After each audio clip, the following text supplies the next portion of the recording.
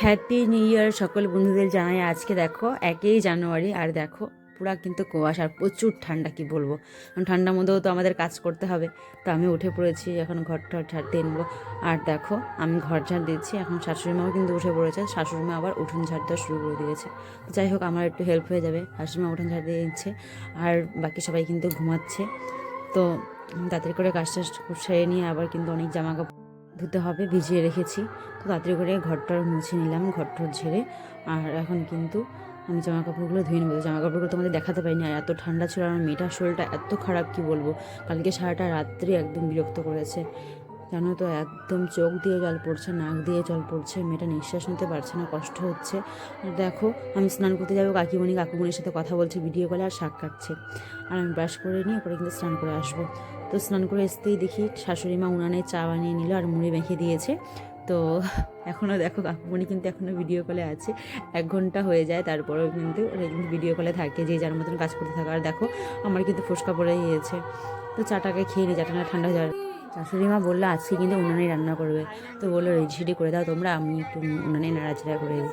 উনি কিন্তু ভিডিও কলে আছেই, আর আমরা চা খাচ্ছি, মা চা খাওয়ার কথা বলছে কাকুমণিকে।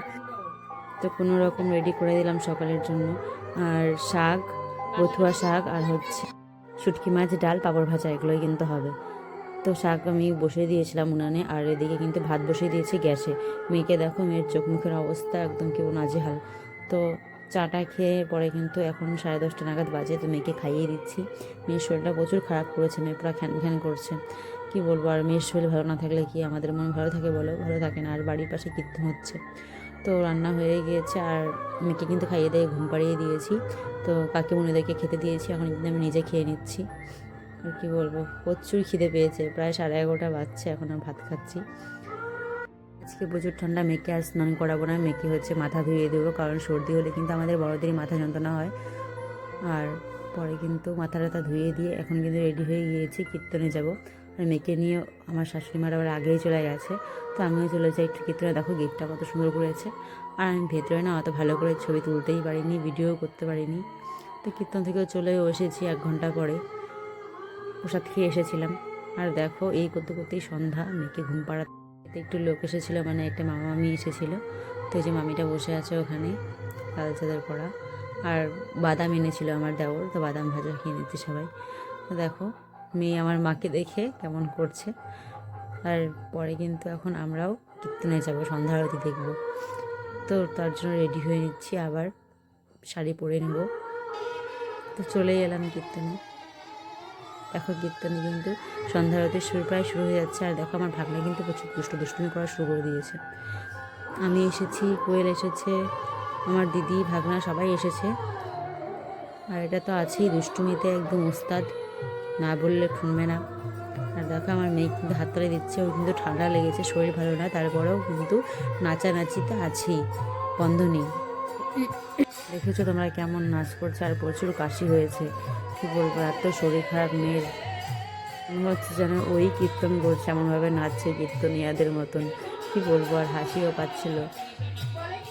বন্ধুরা তোমরা কিন্তু তোমাদের ওখানে কীর্তন হলে সন্ধ্যা আরতিতে অবশ্যই থাকবে, প্রচুর আনন্দ হয়, প্রচুর ভালো লাগে, মন ভরে যায় একদম। তো দেখো আরতি কিন্তু প্রায় শুরু হয়ে গিয়েছে, আমার দিদা শাশুড়ি আমার মেয়েকে নিয়ে চলে গেছে কীর্তনের আসরে।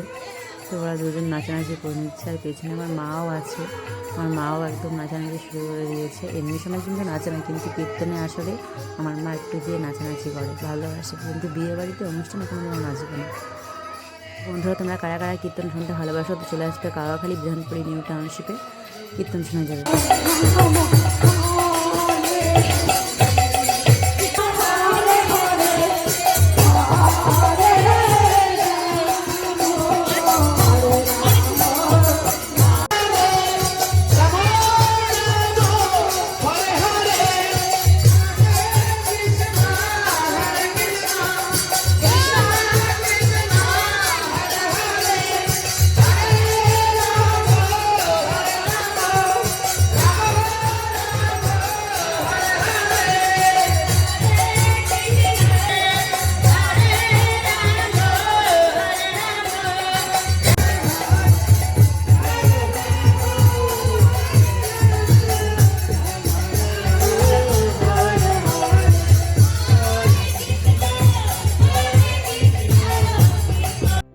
তোমরা দেখতেই পেলে কীরকম আনন্দ করলাম। আজকের জন্য এই পর্যন্ত টাটা, গুড নাইট। তোমরা সবাই ভালো থেকো, রাত্রেবেলা খাওয়া দাওয়া করে ঘুমাও, ভালো লাগলে সাপোর্ট করো।